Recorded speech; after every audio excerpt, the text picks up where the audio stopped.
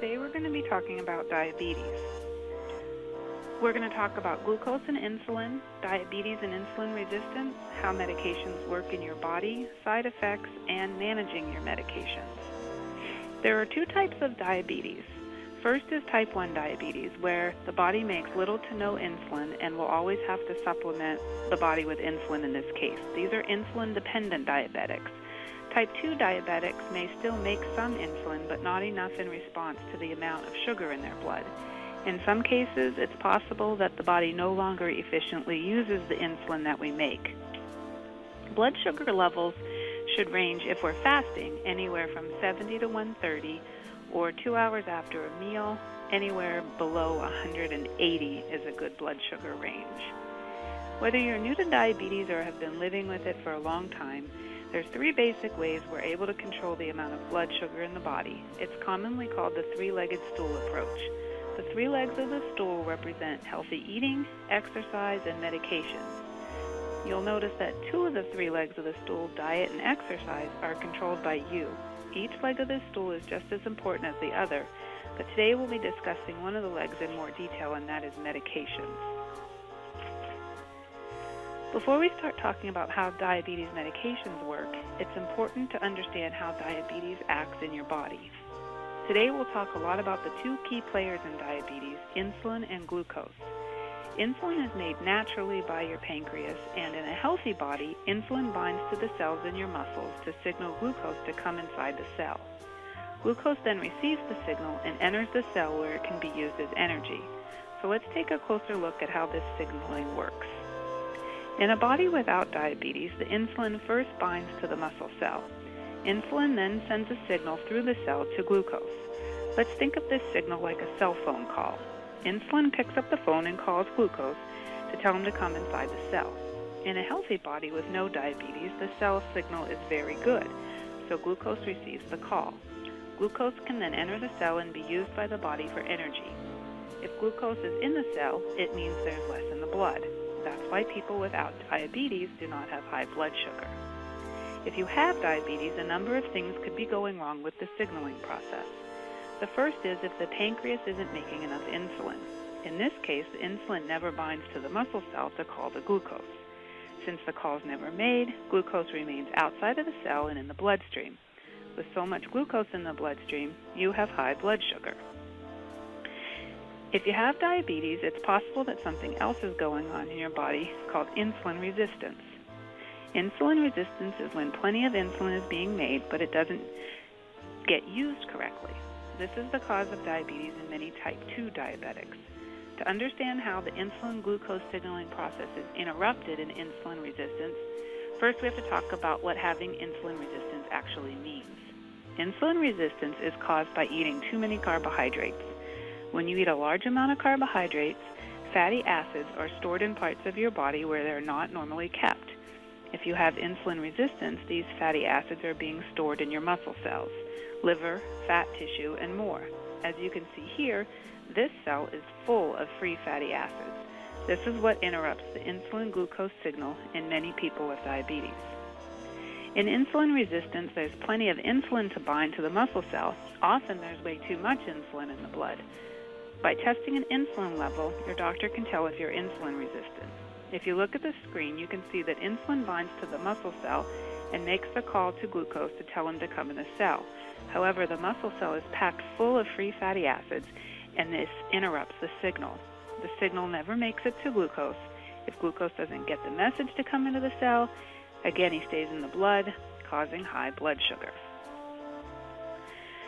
Now that we know two different things that could be happening in your body to cause diabetes, let's talk about the medications that you're taking and how they work.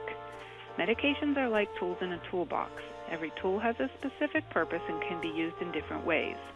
In the same way, medications your doctor gives you have a specific purpose. They may work great for you, but not for your neighbor, or vice versa. Medications can work to decrease blood sugar levels in three different ways. One is making more insulin. Two is enhancing the signal insulin sends to the glucose. And three is by decreasing the amount of glucose made by the liver.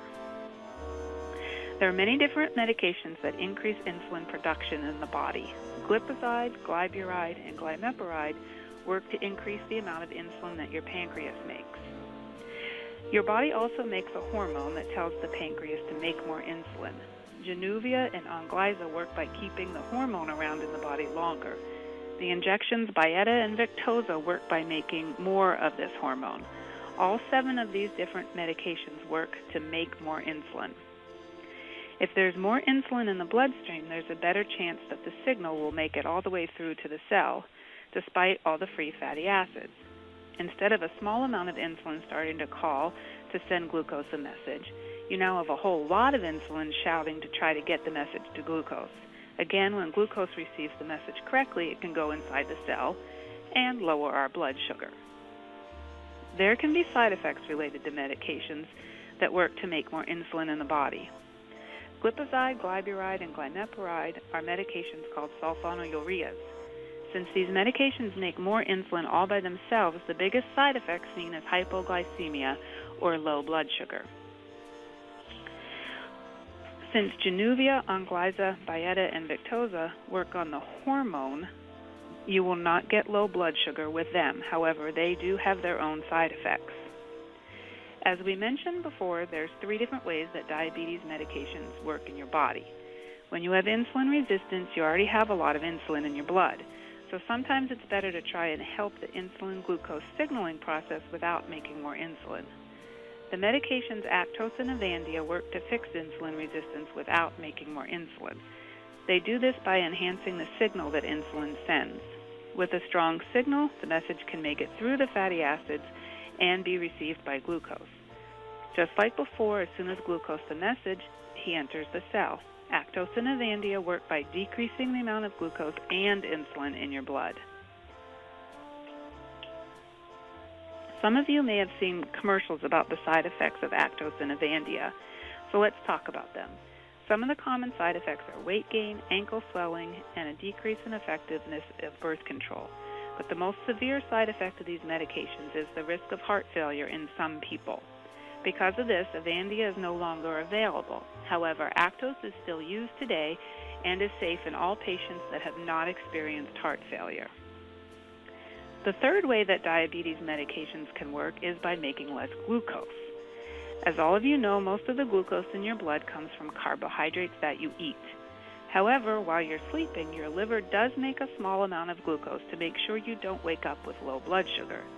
A medication that is used often in type 2 diabetes is metformin, and metformin works by telling the liver to stop making glucose. Again, metformin, just like any other drug, has its own set of side effects.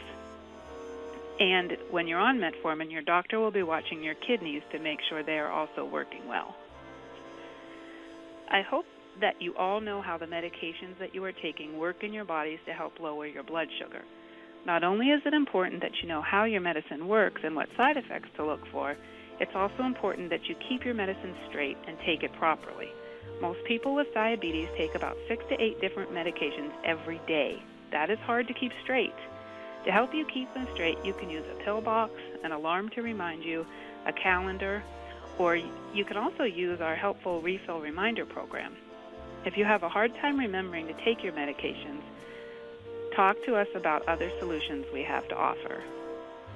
Although we've spent all of our time today talking about medications, it's important to remember the 3-legged stool theory. In order to manage your diabetes, we use all 3 legs of the stool together. If you have insulin resistance, it's very important that you eat a low-carbohydrate diet and exercise, as well as taking medications.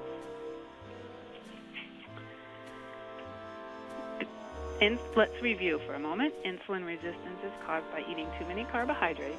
Diabetes medications work to help the insulin-glucose signal, and medications are only one part of your diabetes management.